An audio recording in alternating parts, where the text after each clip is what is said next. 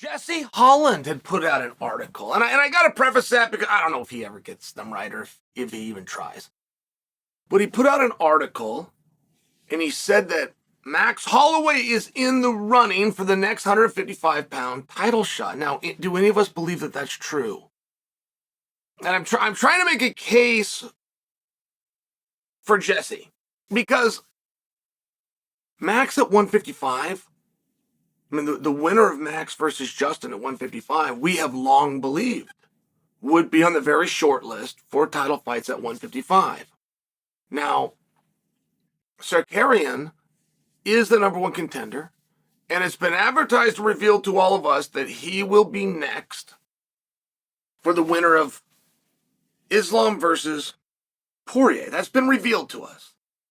And you then also have illness, injury, which could create a quick change. So I'm trying to make Jesse right. Like I'm trying to create a scenario where Jesse's right, that Max is on a short list. And for it to be true, we would have to remove Sakarian. But again, that's possible to do. Sure it is. Sakarian was already offered this fight. It doesn't matter why he's not there. Either way, he's not there. So of course it's possible for us to make a case. So if we're making Jesse right after Sakarian, who else would you say has a better chance or more of a right? Or who is more realistic to get the nod? And I don't know that you would have an answer.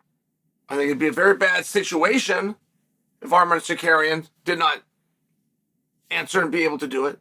But you would now be making a trade, right? If you put Max in at 155, any way that you do it, you're making a trade. You're costing yourself a title fight at 145 to have a fight at 155 for a guy who has shown no interest in 155 and a full interest in going back to 145. That's where it becomes a little bit tough.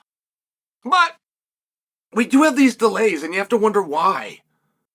Like, things are being done different today than they were being done 10 years ago, right? We had one thing from 2023 that I hope we don't revisit again, which is multiple number one contenders at the same time at the same weight class.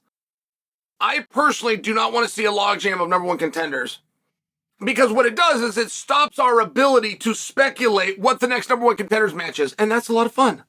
Oh my gosh, we got X and Y, and the winner of that, they got to be next for a title. Like, that's a lot of fun. When you get logjam there and you're 12 months out just for an opportunity. I just personally don't enjoy that.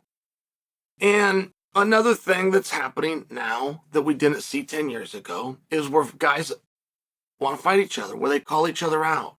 Right? You got three people to make the fight. You got the promotion, you got the red corner, you got the blue corner. So when red corner and blue come to the table first, generally it's done the other way. Promotion comes with the idea, makes the phone calls. When you have red corner, blue corner that find each other and agree, particularly publicly, it just makes your job a lot easier and it gets signed off on and off we go. But lately, even when it's signed off on, we don't go.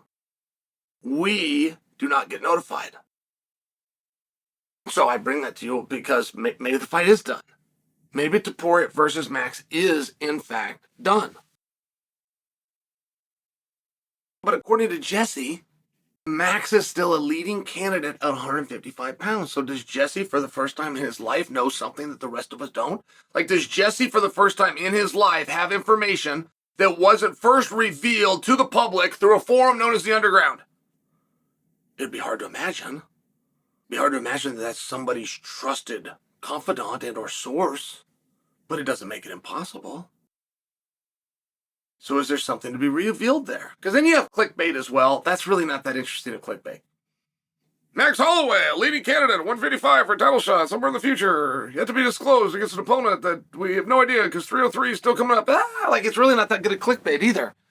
So what am I supposed to make of that? And where would you rather see Max? Because we have all loved the idea of Max at 155, and I'll put myself in that we category. I have had a lot of fun with that. But Max doesn't want to do it. I mean, that's not a maybe. Max has never wanted to do it. Anybody that would listen, he's going back to 45. I mean, anyone that would listen. Now he goes up, he wins the title. Oh, by the way, the greatest fight on the greatest fight card in history. Oh, by the way, maybe the most talked about fight after the fact that we've ever seen in mixed martial arts. It would still be second, wouldn't it? Forrest and Bonner would be the most talked about fight after the fight happened in the history of our sport. But wouldn't Max and Justin be number 2?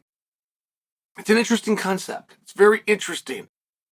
How about we want Max at 155? How about we like the parity? We like the opportunity there. But he doesn't. He wants to go to 45. And they happen to have a champion down there who became champion by being a number 1 contender, became number 1 contender the one way that they hadn't done in the modern era, which is to now have a path that avoids Max. So it's one of those spots, right? Like, what if Volkanovski and Topuria is the one that they're coming back to? What if they're doing that? And all of a sudden you got Max floating around, who on accident is now possibly your biggest star. Like, what do you do then? Do you move him to 55? Do you tell Sakarian, sorry, here's your hat, what's your hurry? It's an interesting question. Now, this entire Jenga board gets pulled out and falls down if Jesse is wrong and Max is not a leading candidate. If he made that up, which would not be unlike things he's done in the past. But if he's telling the truth, if he has an actual source, and that piece of the story is accurate, the what ifs do come into play. And the what ifs that would surround that are a lot of fun.